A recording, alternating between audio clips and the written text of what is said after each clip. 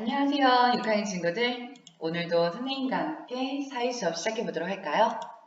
3단원 민주정치의 원리와 국가기관의 역할. 지난 시간에 국회에서는 어떤 일을 한다고 했었나요? 잘 기억하고 있네요. 법을 제정하거나 혹은 필요에 따라서는 법을 없애기도 하고 고치기도 한다고 했었죠. 그리고 예산을 심의하고 확정하는 일도 하고 필요에 따라서는 이러한 예산을 세워주세요라고 예산 편성을 요구하기도 해요. 또 정부가 일을 제대로 하고 있는지 국정감사를 실시한다고 했었어요. 여러분 혹시 재난지원금이라는 이야기 들어본 적 있을까요? 들어본 친구들도 있을 거예요.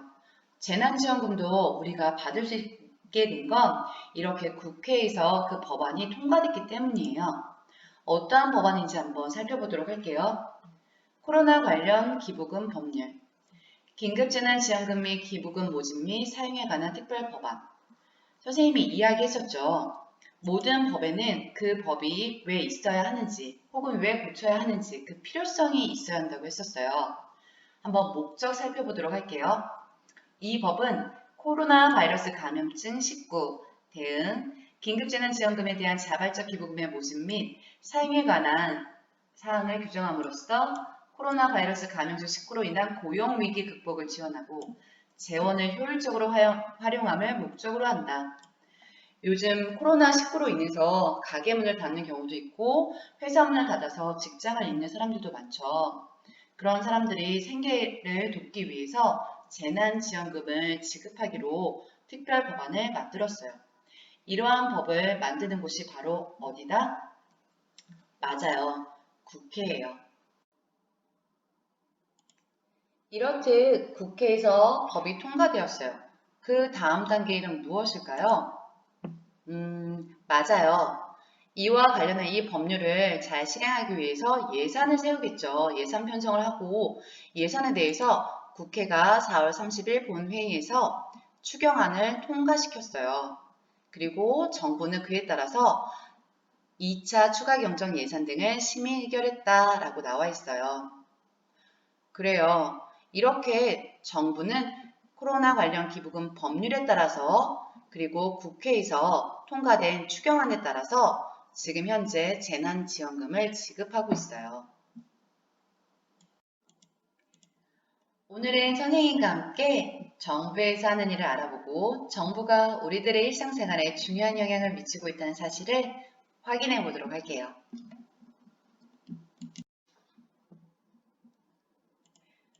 교과서 58쪽 함께 보도록 할게요. 지난 시간에 이어서 국회에서 어린이 보호구역 내 교통안전시설 설치 의무화 법안이 통과되었어요. 대통령은 국무총리와 각 부의 장관을 모아 국무회의를 열었어요. 국무회의란 정부의 주요 정책을 심의하는 최고의 심의기관으로 대통령과 국무총리, 국무위원으로 구성되어 있어요.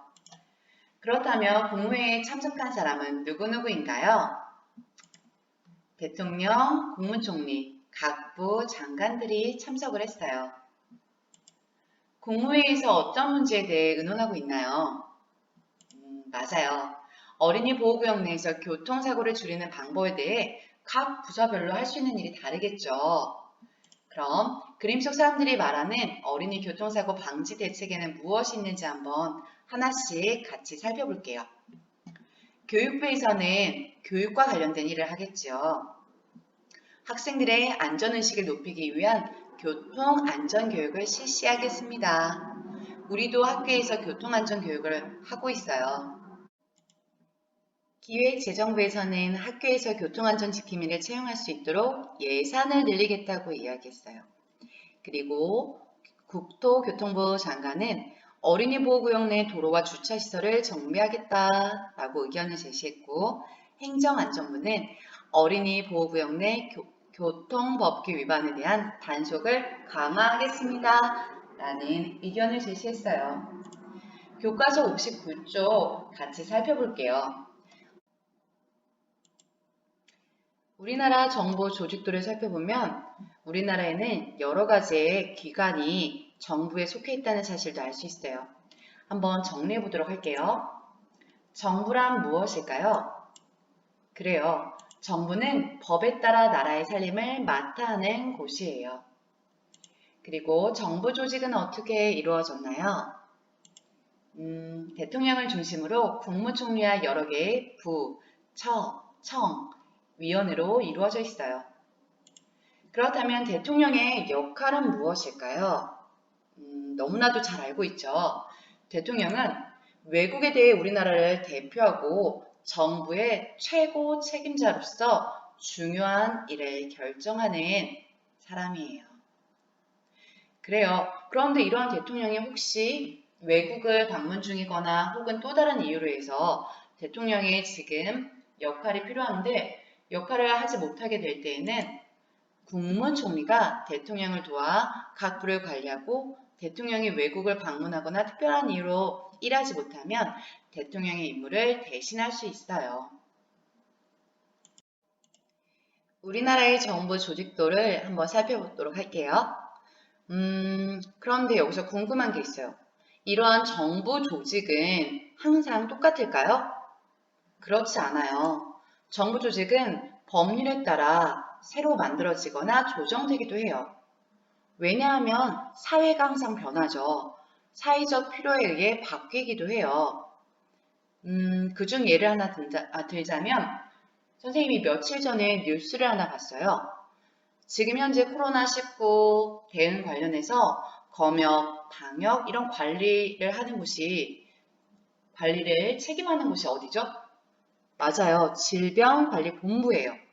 그런데 질병관리본부의 역할이 너무 커지다 보니까 지금 현재 질병관리본부청으로 승격, 단계를 좀 더 높여서 그 질병관리본부에서 할 수 있는 일을 더 많이 독립적으로 할 수 있게끔 청으로 승격시키겠다는 뉴스를 봤어요.